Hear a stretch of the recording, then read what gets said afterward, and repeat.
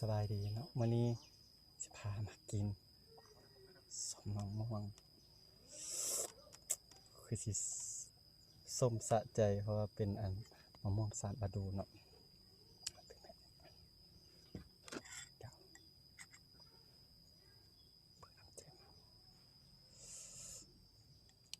เอาตรงนี้สิลาดเลยลาดเอา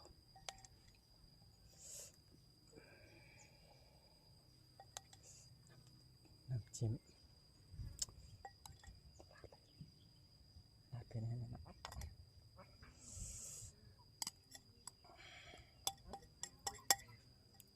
มันนี่แบบว่า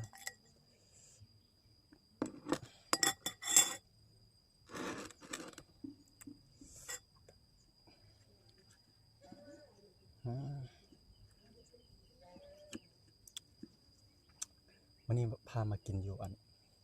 นั้นเนาะเข้มหนอง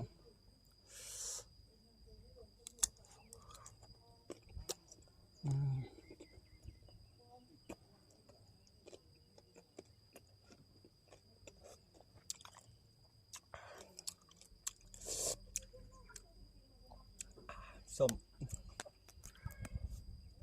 แต่ก็สะใจดีใช่ไหม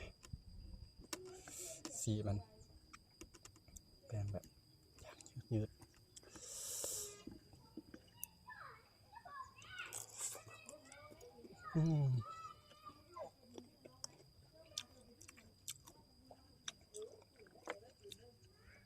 จะมีเสียงหน่อยนึงเนาะเพราะว่าอัน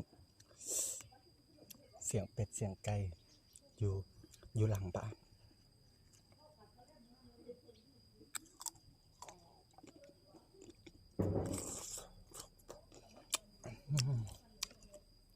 ส้มสะใจ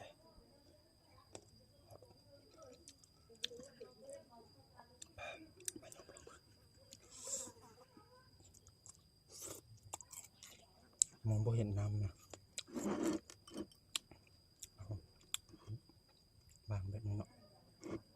สิบุเถื่อบ่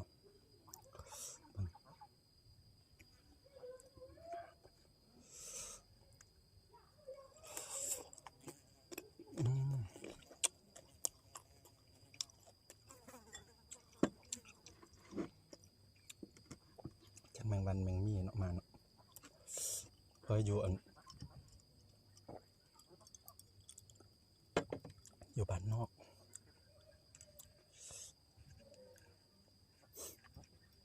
หลังจากเฮ็ดคลิปตัวเก่าไปเพิ่นว่าตั้งกล้องสูงเพิ่นเด้อเพิ่นว่า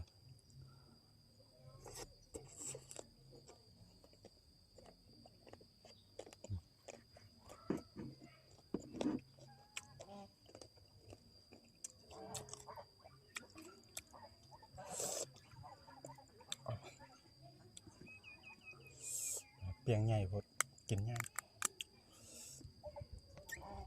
คนดักเขี้ยวกินหยังก็ยาก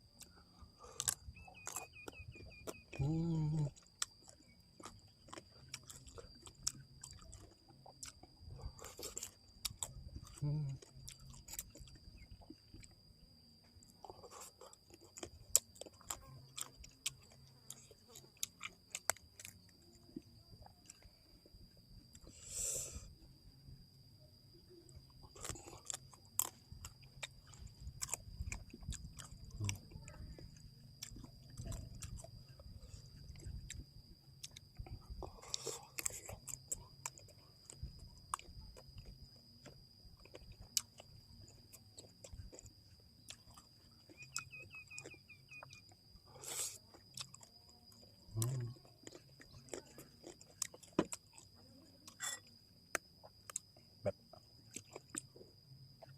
กรอบๆฟังเสียงง่ำ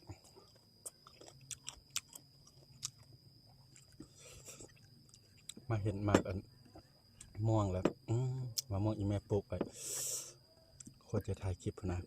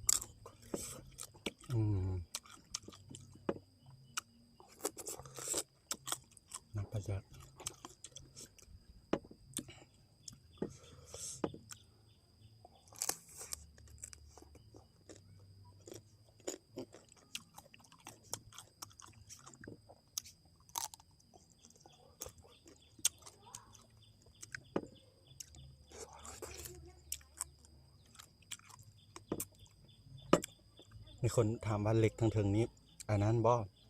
เป็นอย่างมันหลุดในนั้นเพิ่นว่าพอดีเหมาะเพิ่นยังบ่ทันได้ติดให้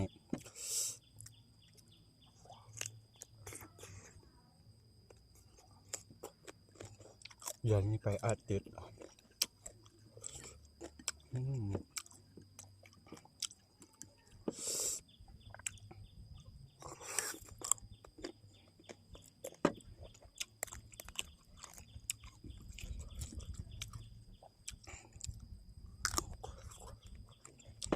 อืม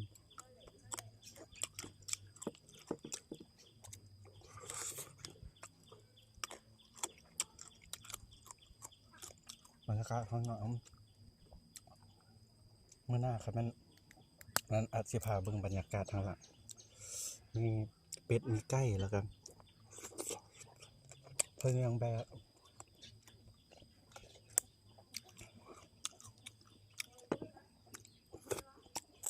อืม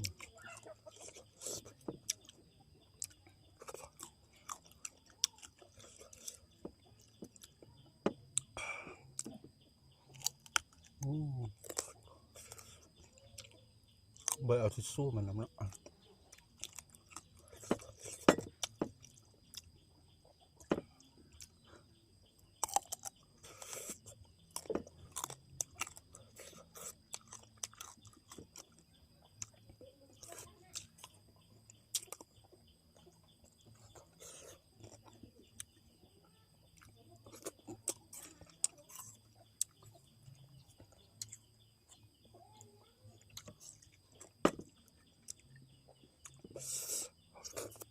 อืมเหมือนนะ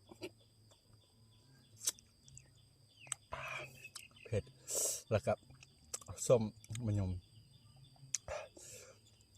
เป็นอะไรกันมื้อนี้ก็เท่านี้ก่อนเด้อ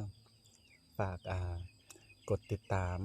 กด Subscribe เด้อเจ้ากดไลค์เด้อขอบใจหลายๆ